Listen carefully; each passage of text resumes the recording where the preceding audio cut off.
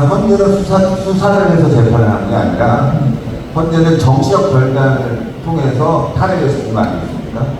수사를 통해서는 박근혜 대통령의 죄가 드러나는 게 거의 없다시피 합니다. 한동훈의 마지막에 박근혜 대통령에 대한 이제 선고문, 구형문이죠. 구형문을 보게 되면은 거기에 대통령이 뭘 잘못했는지 나오지 않아요.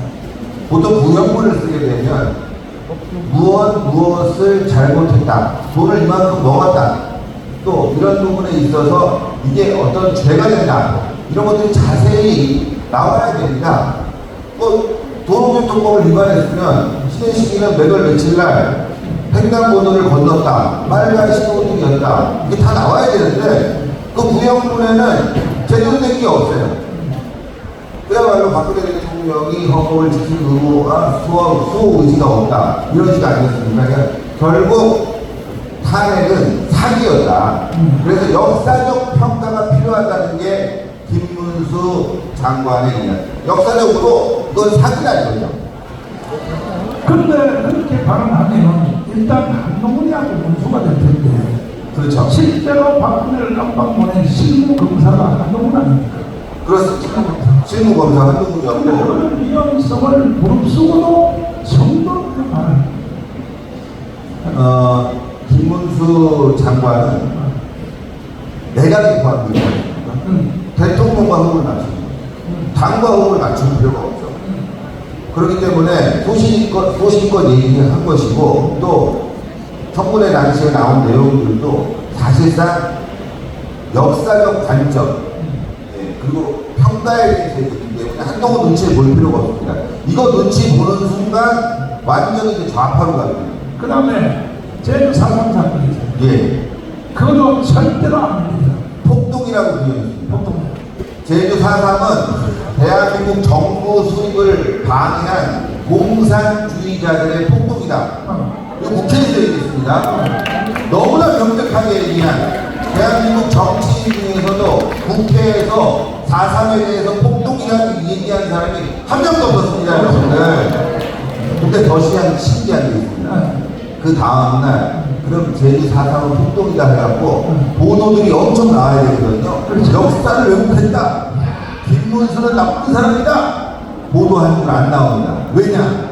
이거 논쟁 끌고 갈수록 좌파들이 불리하기 때문에 이거 폭동이란 건 너무나 분명하다. 한치의 오차 없는 정확한 발언 아닙니까? 제주 4.3은 대한민국 정부 수립을 방해한 공산주의자들의 북한의 진영에 의한 폭동이다. 여기서 빼고 더할 말도 없습니다. 자, 그 다음 마지막 가군에서 발언한 거죠. 예. 연설 다음 4년 했잖아요. 예, 그렇습니다. 한국에 대해서 하나도 취소한다. 예, 취소하세요. 세월호에 대해서. 예. 아니, 세월호를 한국 광장에다가 10년 동안 초고속을 만들어 놓고 그렇게 하면 안 되지 않나요? 절대로 안 되더라고. 잘못한 거는. 그렇죠. 자기가 연설한 거에 대해서 책임을 져야 됩니다. 예. 어떻게 생각해요? 막말에 대해서 책임지라고 민주당이 그렇게 공격을 많이 했습니다. 그런데 김문수 장관은 어떤 얘기를 했냐? 내가 발언한 부분에 대해서는 그것은 당시에 공직자로서 어떤 직책을 갖지 않았고 시민활동가로서 내 소신을 갖고 한 발언이지만, 만약에 그 발언이 잘못됐다면 내가 사과를 하겠지만 잘못된 건 아니다. 다만 그것으로 상처받은 사람이 있다면 내가 미안하게 생각한다. 그렇죠. 상처받은 사람이 있을 수 있겠죠. 좌파들. 야, 이 빨갱이 새끼들아, 이 나쁜 놈들아, 나쁜 놈이 나쁜 놈이라고 상처받겠죠. 그러니까 유감 정도는 할수 있는 거죠. 오늘 상처 받아야 돼. 그렇죠. 상처 받아야 되죠. 유감을 표명해 준 거예요. 그 다음에 마지막으로 왜 청문회에 자꾸 정마문이라고 자꾸 나와요? 김문수 청문회를 하는데 왜 정마문이라고 자꾸 거론을 해요?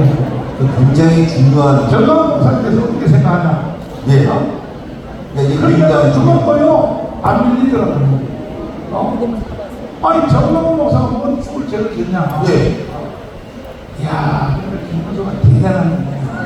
네. 왜냐하면 김문수는 빨갱이가 23년을 해봤거든요. 그렇죠. 이 빨갱이를 해봐가지고 그 박정희가 왜 쓰냐면 빨갱이를 해봤기 때문에.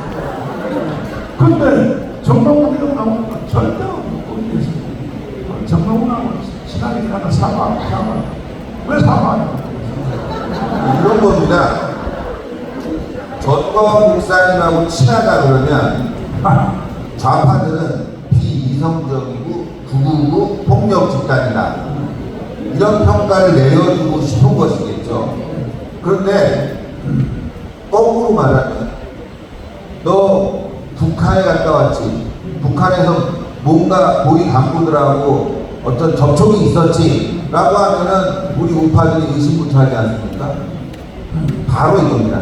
지금 전광훈 목사님을 공격하는 것은 내국 우파를 도란시키고 박살내기 위한 하나의 좌파들의 프레임인데, 여기에 김문수 장관이 넘어가지 않는 거죠. 오히려 전광훈 목사님과 활동했던 광화문의 활동을 자랑스럽게 말씀하셨습니다. 좀 덧붙인다면은 지금 여러분들 사랑제일교회에 대한 공격, 그리고 전광훈 목사님에 대한 공격, 이건 뭐냐? 대한민국 연방제 적파로 가는 바로 킵니다. 전광훈 목사님을 무너뜨리고 사랑제일교회를 무너뜨리면 광화문도 무너지고 보수는 무너진다. 그 키를 좌파들이 더 잘 알고 있고, 그 키를 어디서 알려줬냐? 바로 북한에서 알려줍니다. 북한에서 전광훈만 무너뜨리면 대한민국은 무너진다. 그렇기 때문에 계속 공격을 하는 거거든요. 여기에 대해서 우리가 정말 똘똘 붙여야 돼요. 사랑제일교회와 목사님을 지키는 거는 여러분들의 미래를 지키는, 가정을 지키는 거예요. 대한민국이 무너지면 집이 못 필요합니까? 그렇지 않습니까, 여러분들? 그래서 우리 함께 꼭 지켜가야 됩니다. 말씀을 드렸는데, 솔직히 우리 강화문운동 5년 안에서는요, 윤석열 대통령이 당한 것이 있어요. 절대 없었어요. 절대. 깜빡 같습니다. 깜빡. 당시에 여러분들 기억나실 겁니다. 검찰청사 앞에, 대검 앞에 뭐 언덕이 하나 있어요. 그 언덕부터 저쪽 교대역까지 좌파들이 꽉 채웠습니다. 윤석열 물러나라 집회하면서 뭐 언론들이 뭐 항공 촬영까지 했어요. 그때 MBC가 항공 촬영까지 했더라고요. 그러면서 뭐 100만이 아니 어쩌고 저쩌고 해갖고 그때 지적받았습니다. 그 방송이. 그걸 통해서 여론몰이를 해서 윤석열을 몰아내려고 했죠. 김건희 여사 조사하고 윤석열 가족 조사하고 윤석열이 수사했던 것들 다 조사해서 깜빡 물려고 할 때 전광훈 목사님이 야, 이렇게 나가면 안 된다. 우리 광화문에서 이제 윤석열 지키기 조국 깜빡 보내기 운동하자 해서 100만 모은 거 아닙니까? 여론이 반반으로 나눠지니까 윤석열 대통령이 그 당시 검찰총장이지만 여론에 의해서 깜빡 안 가고 대통령까지 간 거 아니에요? 그때 광화문에 아무도 안 나왔다. 전광훈 목사님의 위대한 결정이 없었다 그러면 지금 우리는 이재명 치하에서 적파를 지금 걱정해야 되는 그런 상황에 몰렸는데, 제가 여기서 굉장히 답답한 건 뭐냐, 이런 은혜를 이 정부가 알아야 됩니다. 국민의힘이 알아야 돼요. 모르지 않습니까? 사랑제일교회는 계속 이렇게 이 천장 한번 비춰보세요. 막 물이 떨어질 것 같죠. 우리 광화문 애국세력은 진짜 날이 더운데 계속 광화문에 나가죠. 그걸 막아줘야죠. 저는 간단한 겁니다. 우리가 돈 달라고 그랬습니까? 이건 조합 설립 문제가 있다. 어떻게 여기 그 조례안에 보면은 존칭 또는 이전이다. 이전할 때 돈 주고 또 그 기간 동안에 유지할 수 있게 돈 줘야 되는데 존칭도 안 시키고 이전도 안 시키고 여기서 집회만 한다고 해갖고 엄청난 손해를 끼쳤다. 이건 누가 봐도 명백한 불법입니다. 이건 대통령의 의지를 가지고 이 조합 수사에, 서울시 수사에 하면 끝나는 거예요. 왜 안 합니까? 왜? 저는 그게 답답합니다. 그거로 인해서 얼마나 많은 피해가 있습니다. 우리가. 그래서 윤석열 대통령이나 국민의힘도 우리의 그 방황 내국세력의 힘을 무시하지 말고 함께할 생각을 해야 되는데 지금도 한꺼번에 들어왔잖아요. 정말 제가 어제 방송 보면서 기사 보면서 열 받았어요. 여러분들 지금 이재명 만나서 뭐 얘기해야 됩니까? 이놈들 지금 입법 폭주하고 있다. 대한민국 적발 끌고 가고 있다. 윤석열 대통령께서 대한민국 반국가 세력들 쫓겨난다고 하는데 국가보안법 강화시킨다. 간첩법 만든다. 내가 발의하고 싶다. 너네도 동조해줘라. 그리고 대장동 사건 진실규명해야 된다. 그건 우리가 해야 될 얘기들이 있지 않습니까? 그렇지 않습니까? 근데 지금 내일 무슨 얘기하냐? 세상병 그리고 25만원 지원. 왜 만납니까? 아니, 한동안은 많이 사퇴했는데. 맞습니다. 그 사람은 오파라고 하시고. 저기, 김문수 기사님 내가 구속될 때, 서초동에서 울면서 연설한 영상을 찍었어요. 김문수 기사님이 내가 구속된 날, 서초동 도관 앞에서 울면서 촬영하면서 연설을 했어요.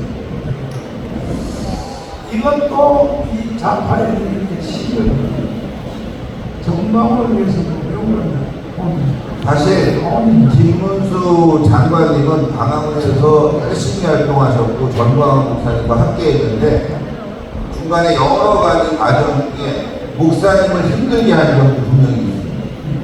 네, 있어요. 그때 목사님이 김문수 장관을 다시 손잡아주지 않았으면 지금 장관이 못했어요. 그냥 남인이 되는 거예요. 목사님의 영향력이 있기 때문에 그나마 그래 우파를 한번 이번에 써보자. 그래서 경사위에 위원장도 된 거고 잘 하시니까 장관 된 거 아닙니까? 목사님의 이 큰 포용과 아량이 없었으면 김문수 장관은 지금 장관이 아니라 유튜브도 수익적 기대갖고 굉장히 어려웠을 겁니다.